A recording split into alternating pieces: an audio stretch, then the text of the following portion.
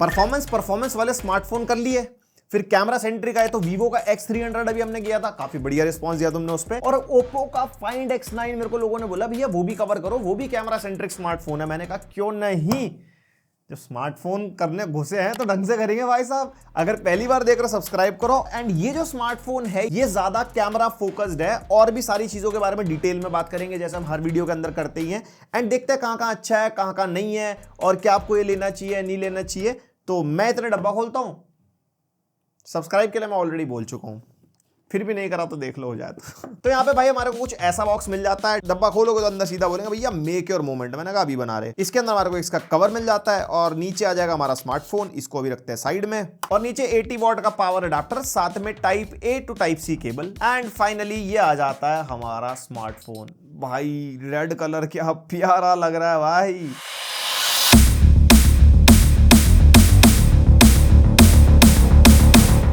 And yes, pricing की बात कर लेते हैं। अभी की डेट में जितने भी फ्लैगशिप स्मार्टफोन्स आ रहे हैं जो इनके नॉन प्रो वेरिएंट्स बेसिकली हैं, वो सब 75,000 के आसपास हैं, स्टार्टिंग फ्रॉम OnePlus 15, iQOO 15, फिर Vivo का X300, एंड अब आ गया ये। इसका भी जो 12 to 56 GB वेरिएंट है वो 74,999 का है, और उसके बाद सीधा 16,512 है जो 84,999 का है। काफी हायर साइड चला जाता है। मेरे हिसाब से 12,512 होता ना 80,000 के आसपास, वो एक स्वीट स्पॉट बन जाता जिसको 512 GB लेना होता। बाकी कार्ड ऑफर बैंक ऑफर देख लेना, वो टाइम टू टाइम चेंज होते रहते हैं। एंड इसके अंदर हमारे को 3 कलर मिलते हैं, एक टाइटेनियम ग्रे है, एक वेलवेट रेड है जो हमारे पास है, और एक है स्पेस ब्लैक। तो जैसी आपकी प्रेफरेंस आप चूज कर सकते हो। ये लाल वाला लग तो बहुत बढ़िया रहा है। एंड ये भी कॉम्पैक्ट सेगमेंट का फोन है। अगर आप side by side Vivo X300 या iPhone 17 वगैरह से कंपेयर करते हो तो वही साइज को फॉलो करता है। पीछे ग्लास बैक हमारे को मिलता है, कॉर्निंग गोरिल्ला ग्लास 7i की प्रोटेक्शन के साथ है, तो प्रोटेक्शन वगैरह मिल जाएगी। वरना डब्बे में कवर मिलता है डे 1 पे, आप आराम से लगा सकते हो। हाँ, कवर से याद है फ्रंट पे स्क्रीन प्रोटेक्टर भी लगा हुआ है, प्रोटेक्टर पन्नी, स्क्रीन गार्ड नहीं है। और एल्यूमिनियम का फ्रेम मिल जाता है हमारे को, जिसपे एंटीना बैंड्स वगैरह है। ऊपर की तरफ वायर ब्लास्टर मिल जाएगा, पीछे स्क्वायरिश हमारा कैमरा मॉड्यूल है, और बॉटम में हमारे को डुअल माइक्रोफोन स्पीकर, एक सिम ट्रे जिसके अंदर आप डुअल नैनो सिम डाल सकते हो, और एक टाइप C 2.0 का पोर्ट। ये बहुत ज्यादा फोर्सफुली मैं इसलिए बोल रहा हूँ बिकॉज इसी प्राइस पॉइंट पे अदर फोन्स में सब में 3.2 वाला पोर्ट मिल रहा है, जिसमें फास्ट स्पीड डेटा ट्रांसफर और डिस्प्ले आउटपुट आप ले सकते हो, लेकिन इसके साथ वो केस नहीं है। कैमरा पे ज्यादा ही फोकस रह गया भाई साहब।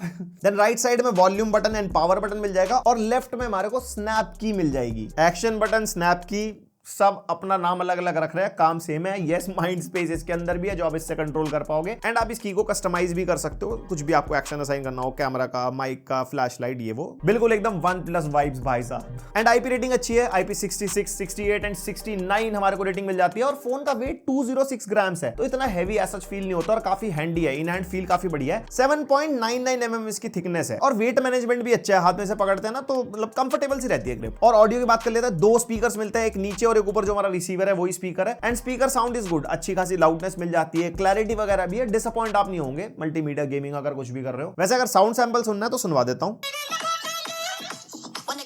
और X-Axis हैप्टिक मोटर मिलती है, वही बढ़िया जिग वाली वाइब्रेशन जो प्रीमियम साइड वाली होती है। टाइपिंग में मजा आता है, UI में इंप्लीमेंटेशन भी काफी बढ़िया है उसका। Now coming on to the display, यहाँ पे भी एक कैच है, 6.59 इंचेस की AMOLED डिस्प्ले तो मिलती है। रेजोल्यूशन वही अपना 2760x1256 मिलता है, फुल HD प्लस या 1.5 के कुछ भी बुला सकते हो। एंड ये 10 बिट वाली डिस्प्ले, वैसे मेरी उम्मीद थी 2K डिस्प्ले मिल जाती, बट हाँ जितना साइज है इसमें 1.5 के भी अच्छी फील होती है। और 120 हर्ट्ज का रिफ्रेश रेट मिल जाएगा। एंड ये LTPS पैनल है, मेरे हिसाब से LTPO होना चाहिए था। LTPS में क्या होता है ना 60-120 पे शिफ्ट होती है, बट LTPO में क्या होता है वेरिएबल रिफ्रेश रेट होता है, मतलब किसी भी रिफ्रेश रेट तक जा सकती है डिस्प्ले, इवन 1 हर्ट्ज तक भी आ सकती है। अब अगर इसके अंदर AOD आप रखते हो तो वो मिनिमम 60 हर्ट्ज पे रहेगा, जो बैटरी कंजम्पशन बढ़ाता है। वहीं पे LTPO होता तो 1 हर्ट्ज तक चला जाता for battery efficiency. And cornering gorilla glass Victus 2 की प्रोटेक्शन है, यानी कि गिरेगा तो टूटेगा नहीं, बाकी तो फिजिक्स पे डिपेंड करता है कैसे गिरा रहे हो आप अपना फोन। अच्छा स्क्रीन गार्ड लगा लेना वैसे। और बेजल काफी पतले दुबले से हैं भाई, 95.4% स्क्रीन टू बॉडी रेशियो हमारे को मिलता है। और 3840 हर्ट्ज की PWM डिमिंग भी मिल जाएगी, यानी कि लो ब्राइटनेस पर आंखों पे जोर वोर नहीं पड़ेगा। और कलर गैमेट में टेस्ट करा था, 89% sRGB हमारे केस में निकल के आई, 84% P3 कलर गैमेट निकल के आई, यानी कि कलर एक्यूरेट है display. And coming on to the brightness, यहाँ पे ऑल टाइम ब्राइटनेस 960 निट्स के आसपास की है, यानी कि अच्छी ब्राइट फील होती है। ऑल टाइम मतलब पूरी स्क्रीन की ब्राइटनेस। जो एडवर्टाइजमेंट वाले नंबर होते हैं ना 1800 निट्स 3600 निट्स, वो एक स्पेसिफिक एरिया जब पुश होता है ना तो वो वाली ब्राइटनेस वो एडवर्टाइज की जाती है। 1800 3600 पूरी डिस्प्ले अगर ब्राइट हुई अंधे हो जाओगे भाई साहब। एंड डिस्प्ले अच्छी ब्राइट फील होती है, चाहे आप इंडोर यूज करो चाहे आउटडोर यूज करो। और मल्टीमीडिया के मामले में वाइड वन L1 का सपोर्ट है। ओटीटी पे मैक्सिमम रेजोल्यूशन पे कंटेंट देख सकते हो, प्लस यूट्यूब पे भी 4K 60 HDR में एकदम बढ़िया स्वाद आते हैं। कोस्टा रिका हम देख रहे थे, HDR की ट्यूनिंग भी अच्छी है, वाइब्रेंट है, कलर्स पॉप होके दिखते हैं, और जो शार्पनेस है, शैडोज हैं, डिटेल्स वगैरह हैं, वो भी ये मेंटेन करता है। और नेटफ्लिक्स में मैं चेक कर रहा था HDR10+ और डॉल्बी विजन का भी सपोर्ट है। और नेटफ्लिक्स के जिस कंटेंट के अंदर स्पेशल ऑडियो का सपोर्ट मिलता है तो वो भी ये शो करता है। तो यानी कि मल्टीमीडिया में कोई दिक्कत नहीं आएगी, बिकॉज कलर गैमेट भी अच्छा है, यहाँ पे स्पीकर्स की क्वालिटी भी अच्छी मिल जाती है। ओवरऑल मल्टीमीडिया व्यूइंग एक्सपीरियंस बढ़िया रहता है। और सेटिंग में जाके कुछ वीडियो मोड्स भी हैं, जैसे इमेज शार्पनर है, वीडियो कलर बूस्ट वगैरह मिल जाएगा मल्टीमीडिया एक्सपीरियंस थोड़ा बेटर करने के लिए। अब बातें कर लेते हैं तकनीकी। इसके अंदर भी MediaTek Dimensity 9500 प्रोसेसर मिलता है, वही जो Vivo X300 के अंदर है। एंड LPDDR5X रैम है, UFS 4.1 स्टोरेज है, जितनी रीड एंड राइट स्पीड होनी चाहिए थी वही हमारे को मिलती है। एंड इसके अंदर भी वेपर कूलिंग चेंबर है, बट वो कैसा परफॉर्म कर रहा है वो भी आपको मैं आगे दिखाता हूं। और अगर परफॉर्मेंस की बात करते हैं तो अंतुत बेंचमार्क वही 3 मिलियन के आसपास मिल जाता है। वैसे बैलेंस्ड मोड पे जब मैं चेक कर रहा था ना तो 3.1 मिलियन गया था। फिर बाकी मैंने हाई परफॉर्मेंस मोड पे निकाले। Geekbench 6 के नंबर्स आप देख सकते हो। Geekbench 6 OpenCL which is for GPU,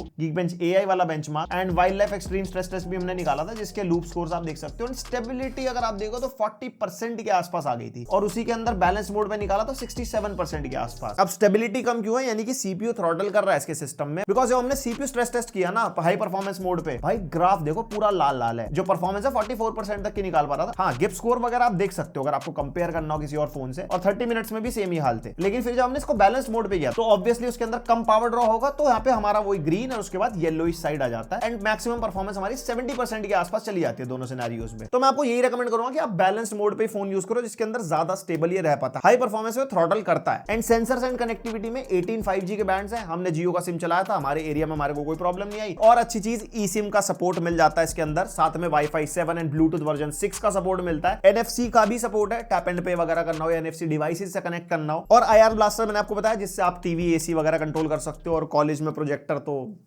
लोग पूछते हैं भैया प्रोजेक्टर में का क्यों नहीं। और 3D अल्ट्रासोनिक फिंगरप्रिंट सेंसर मिलता है, बढ़िया फास्ट काम करता है, एकदम हल्की सी उंगली लगाओ हो एकदम अनलॉक। और सेंसर्स आपके अंदर टोटल 42 सेंसर्स दिखा रहा था, मतलब जितने इंपॉर्टेंट सेंसर्स है सारे हमारे को मिल जाते हैं इसके अंदर। एंड मेनली द जायरो, अगर गेमिंग वगैरह करने का मन है, आजकल हिला हिला के बहुत लोग गेमिंग करते हैं, तो जायरो काफी प्रिसाइजली काम करता है। और गेमिंग की बात करिए तो फीचर्स दिखा देता हूं। यहाँ पे जब आप कोई भी गेम ऑन करोगे तो लेफ्ट साइड में आपको power saving, balanced and pro gamer वाला मोड मिल जाता है। जो हमने टेस्टिंग जो करी है प्रो गेमर मोड में ही करी है। हाइपर फ्रेम रेट भी मिलता है, जो हमारे को आजकल सारे फोन्स में मिलने लगा है फॉर बेटर FPS। रेजोल्यूशन मिल जाएगा ओरिजिनल या high, touch response, screen refresh rate आप सेट कर सकते हो। उसके नीचे ब्राइटनेस, नेटवर्क वगैरह दिखा देता है। और यहाँ पे माई गेमिंग परफॉर्मेंस भी है, जिसमें परफॉर्मेंस डिस्प्ले, जिसके अंदर आप चीजें चेंज कर सकते हो, control, tap sensitivity, touch sensitivity, बहुत सारे फीचर्स हैं जो आप चेंज कर पाओगे। एंड उसके अलावा नीचे अपने फोन के फीचर भी मिल जाते हैं, game capture, screenshot, screen recording वगैरह, और भी काफी सारे फीचर्स हैं। मैं स्क्रॉल कर देता हूँ। मेनली बाईपास चार्जिंग जो गेमिंग में काफी इंपॉर्टेंट होती है, वो हमारे को इसके अंदर मिल जाती है। वही जिसके अंदर बैटरी चार्ज नहीं होती, डायरेक्टली मदरबोर्ड को पावर जाती है, इससे आपका फोन हीट अप नहीं होता गेमिंग करते हुए। And now gaming performance. यहाँ पे BGMI हम सबसे पहले टेस्ट कर रहे थे, स्मूथ पे अल्ट्रा एक्सट्रीम शो कर रहा था। अब स्मूथ पे अल्ट्रा एक्सट्रीम पे जब हमने गेमिंग करी तो 90 FPS शो कर रहा, जबकि अल्ट्रा एक्सट्रीम पे तो 120 FPS चलना चाहिए था। तो हमने हाइपर फ्रेम रेट ऑन कर दिया, फिर उसके अंदर अपना बढ़िया 120 FPS आ ही गए थे। एंड अभी यहाँ पे जो चिप टेम्परेचर है वो 30 डिग्रीज के आसपास है। फिर कॉल ऑफ ड्यूटी मोबाइल लो पे अल्ट्रा, इसके अंदर भी हाइपर फ्रेम रेट ऑन रखा, 120 FPS दे गया, चिप टेम्परेचर थोड़े से बढ़ गया 31 डिग्री के आसपास तक। देन कार एक्स स्ट्रीट बहुत डिमांड मिली थी, मैंने कहा चलो ऐड करते हैं। इसके अंदर FPS लिमिट हमने नो रखी है और हाइपर फ्रेम रेट इसके अंदर नहीं मिलता। एंड 59 to 60 एवरेज FPS मिल गए थे। चिप टेम्परेचर बढ़ते हुए 33 डिग्रीज तक चले गए थे। फिर रेड डेड रिडेम्पशन जो हमने नेटफ्लिक्स के थ्रू ट्राई किया, रेजोल्यूशन स्केलिंग 100% और इसके अंदर 30 FPS पे चलता है, 30 FPS ही मिल गए थे। एंड चिप टेम्परेचर्स आप देख सकते हो 38 डिग्रीज तक चले गए। और वेयर विंड्स मीट जो जुगाड़ से हम चला रहे हैं, जो कि ऑफिशियली इंडिया में लॉन्च नहीं हुआ, एक्सट्रीमली हाई सेटिंग्स पे हमने इसको टेस्ट किया और 56-57 FPS ये दे गया। स्मूथनेस भी 94% की थी, 38 डिग्रीज तक टेम्परेचर चले गए थे फोन के। Then wuthering waves, quality settings रखी, FPS 60 रखे, 44-45 FPS ये मेंटेन कर गया, जिसमें मेरे को उम्मीद थी 58-59 FPS तो देता। एंड चिप टेम्परेचर्स 41.6 डिग्रीज तक चले गए थे। उसके बाद लास्ट में Genshin impact highest setting 60 FPS set कर दिया था, इसके अंदर 58-59 FPS मिल गए थे और चिप टेम्परेचर्स 42 डिग्रीज तक थे। और ये कंटिन्यूअस 2 घंटे गेमिंग करने के बाद फ्रंट और बैक में 39 to 40 डिग्रीज तक ही टेम्परेचर चले गए थे फिजिकली भी। तो फोन हाथ में वार्म फील होता है। स्मॉल फॉर्म फैक्टर वाला फोन है, पावर ड्रॉ अच्छा खासा इस प्रोसेसर का, तो हल्का बहुत तो गर्म हो जाता है। Now coming on to the operating system and user interface. Color OS 16 यानी कि Android 16 out of the box आपको मिलेगा, जिस जिसके साथ 5 इयर्स के मेजर अपडेट्स एंड 6 इयर्स के सिक्योरिटी पैचेस जो कि अच्छे खासे हैं, मतलब फ्लैगशिप वाले नंबर मिल रहे हैं साथ में। एंड ColorOS 16 हो या OxygenOS 16 हो, side by side same to same as it is feel होता है। बस हाँ, सेटिंग्स वाले जो आइकन है वो थोड़े से आपको डिफरेंट मिल सकते हैं, वरना आप किसी भी सेटिंग्स में जाओ, जैसे मैं home screen lock screen style में जा रहा था, राइट साइड में OnePlus हमारा, लेफ्ट साइड में हमारा Find X9 है, बिल्कुल सिमिलर सेटिंग्स। डिस्प्ले ब्राइटनेस मैंने देखी, बिल्कुल सिमिलर। तो भाई देखो, यूआई के मामले में आपको कोई डिसअपॉइंटमेंट नहीं होगी, कस्टमाइजेशन भर भर के इसके अंदर हमारे को मिलती है। ब्लोटवेयर के नाम पे कोई ऐसा ऐप्स नहीं मिलती। प्री इंस्टॉल्ड ऐप्स तो है ऑब्वियसली, नेटफ्लिक्स है, फेसबुक है, लिंक्डइन हो गया, इंस्टाग्राम वगैरह होगा, यूजफुल ब्लोटवेयर है। ऐसे नहीं है कि वो hot apps, games, bubble blast कुछ वो सब डाल के दे दिया हो। बाकी आपको कुछ अनइंस्टॉल करना तो आप कर सकते हो। और हाँ, ऐप पिक की नोटिफिकेशन आती है, जिसको आप चाहो तो ऑफ कर सकते हो। चलने में स्मूथ है, एनिमेशन वगैरह भाई एकदम मक्खन है। वही जैसे मैं OxygenOS के बारे में बोलता हूं तो ऑब्वियसली सेम ही बात हो गई इसके अंदर। और यूआई के फीचर्स भी सिमिलर ही हैं OxygenOS वाले। वही डायनामिक बार वगैरह मिल जाएगी फॉर लाइव अलर्ट्स वगैरह। उसके अलावा फ्लक्स होम स्क्रीन हो गया, जिसके अंदर आप कस्टमाइजेशन वगैरह कर सकते हो। इवन एआई के फीचर्स भी सेम टू सेम है, माइंड स्पेस हमारे को मिल जाता है। उसके अलावा AI search, writer, translate, voice scribe, same वही चीजें। डेडिकेटेड ColorOS या OxygenOS की किसी की वीडियो यूट्यूब पे मिल जाए तो वो देख लेना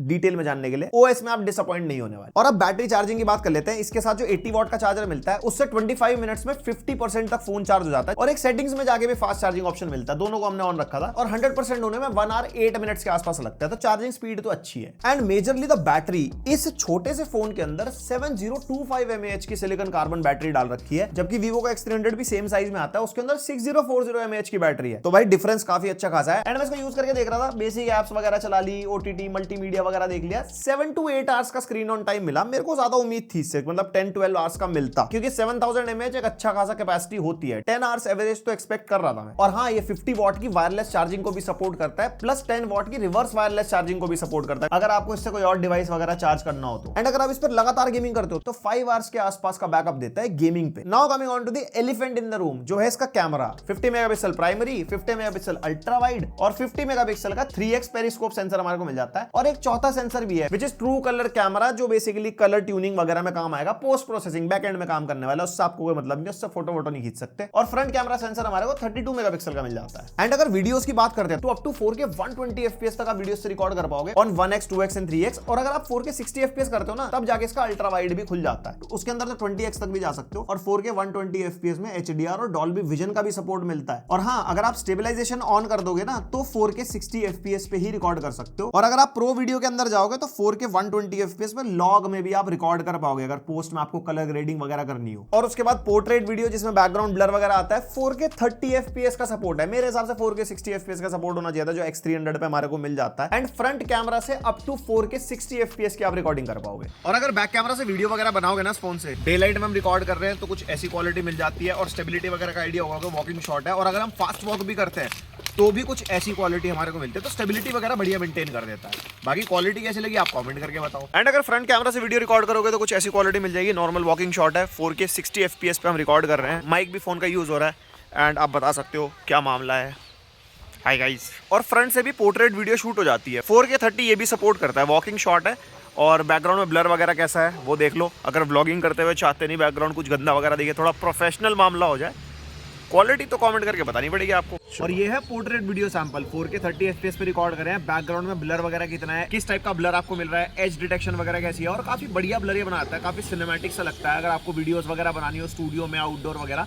और ये 1x है और ये 3x पेरिस्कोप से हम रिकॉर्ड कर रहे हैं। साउंड फोकस मोड भी मिलता है कैमरा के अंदर, जिसमें जो बंदे की आवाज है ना वो फोकस में आ जाती है। तो कितना क्वालिटी पे इंपैक्ट है वो बताना। और सिनेमैटिकली ये वाली वीडियो कैसी लग रही है वो भी बताओ। अब जरा फोटोज पर नजर मार लेते हैं। एंड कुछ ऐसी इस फोन की कैमरा की क्वालिटी है। भाई कैमरा बहुत सॉलिड है। जब मैं Vivo X300 टेस्ट कर रहा था ना, मेरे को लग रहा था भाई बहुत बढ़िया कैमरा उसका। लेकिन जब Find X9 हैसलब्लैड चाचा ने जो क्वालिटी निकाल के दी है, बिकॉज अगर आप यहाँ पे अल्ट्रा वाइड के सैंपल देखोगे, डायनामिक रेंज कंट्रोल कितना बढ़िया है। कलर्स भाई यहाँ पे थोड़ा पंची साइड निकल के आते हैं, थोड़े सोशल मीडिया रेडी है। ग्रीन्स थोड़े ज्यादा ग्रीन्स होंगे, रेड्स थोड़े ज्यादा रेड्स होंगे। और स्किन टोन्स भी अगर आप देखोगे, स्किन टोन्स को भी काफी अच्छा मेंटेन कर रहा है। हाँ, थोड़ी पॉप होती है तो थोड़ी हमारी रेडिश साइड जाती है, बट ओवरऑल ऐसा है कि मतलब जब सोशल मीडिया रेडी फोटो है कि भैया खींची और डाल दी। और थोड़े लैंडस्केप सैंपल्स आप देख सकते हो, पार्क वगैरह के। यहाँ पे ग्रीन्स कितने बढ़िया दिखाई दे रहे हैं, डायनामिक रेंज कितनी बढ़िया है, अगेंस्ट द सन जैसे फोटोज वगैरह अगर हम लेते हैं तो भाई लाइट कंट्रोल वगैरह इसका काफी अच्छा है। देन अगर लो लाइट की बात करते हैं, लो लाइट में डिटेल्स थोड़ी सी मिस आउट हो जाती है अल्ट्रा वाइड की। ऑब्वियसली अल्ट्रा वाइड है तो ग्रेन्स वगैरह आते हैं, लेकिन हाँ लो लाइट की परफॉर्मेंस भी यहाँ पे फोन की काफी बढ़िया है। और अगर अल्ट्रा लो लाइट की बात करूं जहाँ पे बहुत ही कम लाइट होती है, जैसे आप ये वाला शॉट देख सकते हो, डॉग यहाँ पे सो रहा है, यहाँ पे बहुत कम लाइट थी, स्टिल यहाँ पे डिटेल्स मेंटेन हो गई और कुछ स्टूडियो के इंडोर की फोटोज वगैरह हो गई हमारी। एंड जैसे आप MSI का ड्रैगन देख सकते हो, यहाँ पे बिल्कुल भी लाइट नहीं थी, स्टिल यहाँ पे प्रोसेसिंग वगैरह बढ़िया हो गई है। अब आ जाते हैं प्राइमरी कैमरा के ऊपर। प्राइमरी सेंसर में भी भाई जो डिटेल्स है ना वो बहुत अच्छी है। यहाँ पे अगर आप थोड़ा जूम वगैरह भी करके देखोगे भाई, स्किन टोन यहाँ पे बहुत बढ़िया है। इवन अगर आप सब्जेक्ट फोरग्राउंड और बैकग्राउंड वगैरह देखोगे वो भी काफी बढ़िया है। डायनेमिक रेंज बहुत अच्छी मेंटेन होती है। हाँ भाई कलर्स तो सीधी सी बात है, पॉप तो करता है और वो बहुत अच्छे होते हैं, मतलब ऐसा भी नहीं कि अब ओवर सैचुरेट कर दिया हो। वैसे हाँ ये फोटो सारी नॉर्मल मोड में क्लिक कर रखी है हमने, इसके अंदर कोई भी एक्स्ट्रा मोड वगैरह सेलेक्ट नहीं करा। बहुत सारे मोड्स मिलते हैं वैसे फोन के अंदर, और डिफरेंट सैंपल्स निकाले थे। ग्रीन्स काफी बढ़िया दिखाई देते हैं, एकदम पंचियर साइड, और अगेंस्ट सन वगैरह भी अगर आप क्लिक करते हो प्राइमरी सेंसर से तो लाइट कंट्रोल वगैरह यहाँ पे बहुत अच्छा है। फिर अगर लो लाइट की बात करते हैं तो प्राइमरी सेंसर की लो लाइट की परफॉर्मेंस भी अच्छी है, यहाँ पे डिटेल सही कैप्चर कर देता है। ऑब्वियसली ज्यादा कम लाइट होगी, ग्रेन्स वगैरह आते हैं, लेकिन फोटो में अच्छी डिटेल्स आती है। जैसे अगर आप ह्यूमन सैंपल्स वगैरह भी देखोगे लो लाइट के तो उसके अंदर भी डिटेल्स अच्छी हैं। और बाकी अलग अलग सैंपल्स है लो लाइट के, एक बार वो भी देख लो।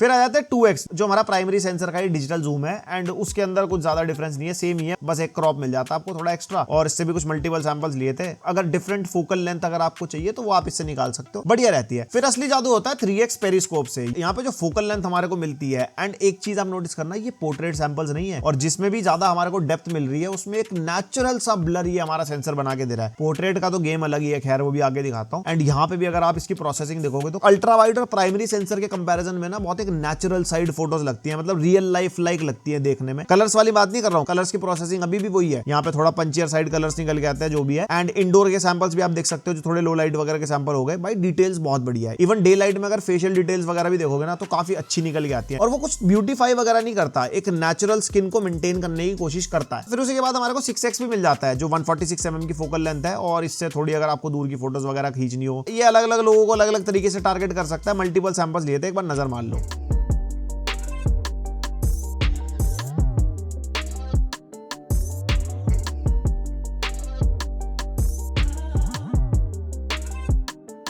और भाई फिर आता है असली जादू इस फोन का, दैट इज पोर्ट्रेट। यहाँ पे हमारे को डिफरेंट फोकल लेंस मिलती है, लाइक 35, 48, 73, 85। हमने डिफरेंट फोकल लेंस पे क्लिक किया है, क्या जादू है भाई, मतलब क्या बढ़िया बैकग्राउंड नेचुरल ब्लर हमारे को मिलता है। एज डिटेक्शन बहुत बढ़िया है, अगर छोटे छोटे हेयर भी अगर आप देखोगे ना तो पता लग जाते हैं कि भाई वहां पे बिल्कुल भी एज डिटेक्शन खराब नहीं हो रहा, बैकग्राउंड ब्लर एकदम बिल्कुल नेचुरल बना के देता है। और इसके अंदर हमने जितने भी डे लाइट के सैंपल निकाले हैं, ह्यूमन सैंपल्स अगर आप देखो बहुत बढ़िया लगते हैं। इवन लो लाइट के सैंपल्स भी हमने निकाले। लो लाइट में ना कभी कभी डेप्थ इफेक्ट बना नहीं पाता, जो ब्लर एक्चुअली हमें चाहिए होता ना वो नहीं बन पाता। एंड यहाँ पे जैसे 73 mm के अगर आप सैंपल्स देखो, 73 mm पे भाई बिल्कुल ऐसा लग ही नहीं रहा कि फोन से फोटो खींच रखी है, बहुत ही जबरदस्त। बाकी कलर साइंस यहाँ पे भी सेम ही कंटिन्यू हो रही है, थोड़े पंचियर साइड कलर मिलते हैं। अगर आप स्पेसिफिकली 85 mm देखोगे ना, ये तो भाई ऐसा लगता है फुल एकदम सिनेमैटिक मामला। जितने भी ह्यूमन सैंपल्स वगैरह हैं इसके, या इवन लो लाइट के सैंपल्स वगैरह भी हैं, बहुत बढ़िया सेपरेशन मेंटेन करता है बैकग्राउंड से, और एज डिटेक्शन भी बहुत अच्छा मेंटेन करता है। देन अल्टीमेटली सेल्फीज आ गई। सेल्फीज में भी सेम कलर साइंस है, थोड़ा पंचियर साइड कलर्स हमारे को मिलते हैं। स्किन टोन्स अच्छी मेंटेन करता है, थोड़ी सी रेडिश साइड हल्की हल्की फील होती है, लेकिन हाँ दिखने में वो नेचुरल लगती है, और स्किन के ऊपर भी एक्स्ट्रा कोई ब्यूटी इफेक्ट वगैरह नहीं लगता कि हाँ भाई बिल्कुल प्लेन वगैरह कुछ कर दिया। और मल्टीपल सैंपल्स हैं, इंडोर के आउटडोर के, आप देख सकते हो। और इसके अंदर भी पोर्ट्रेट गेम भी अच्छा है, जो हमारा बैकग्राउंड ब्लर वगैरह है ना, हाँ एज डिटेक्शन बैक कैमरा के कंपैरिजन में थोड़ा ऑन एंड ऑफ रहता है कहीं ना कहीं, बट क्वालिटी पोर्ट्रेट में भी अच्छी मिल जाती है, चाहे वो लो लाइट हो चाहे वो डे लाइट हो। बाकी हाँ इस फोन से आप मैक्रोस भी निकाल सकते हो, जो बहुत रेयर लोग निकालते हैं, बट डिफरेंट हमने निकाले थे डिटेल्स वगैरह चेक करने के लिए। काफी अच्छी डिटेल्स वगैरह भाई निकाल देता है, और डिफरेंट मैक्रो सैंपल्स पे एक बार नजर मारनी है तो मार लो।